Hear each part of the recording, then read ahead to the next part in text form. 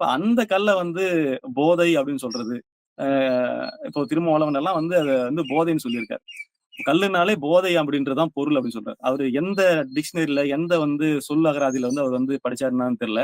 கல் அப்படின்னா வந்து அது வந்து கடு அப்படின்ற ஒரு சொல்லுல இருந்து வருது.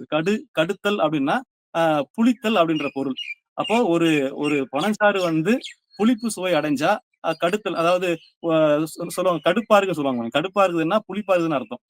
அப்போ புளிப்பு சுவையுள்ள ஒரு பானம் தான் கல்லு. அதுதான் வந்து அதுக்கான பொருள். இவர் வந்து அது போதைன்னு சொல்லிட்டு புதிய ஒரு அகராதிய வந்து அவர் வந்து இப்போ அறிமுகப்படுத்துறாரு அவரு. அவர் எந்த அடிப்படையில வந்து அவரு சொல்றாருன்னு தெரியல. அ அ கல்ல வந்து போதை பொருள்னு சொல்றதும் அபத்தம். மது அப்படின்னு சொல்றதும் அபத்தம். ஏன்னா, ஆ மது வேற, உணவு வேற, போதை பொருள் வேற.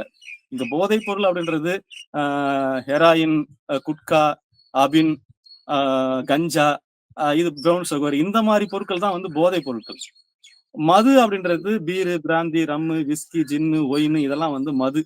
கல்ல வந்து அது வந்து உணவு பட்டியல்ல வைக்க வேண்டியது.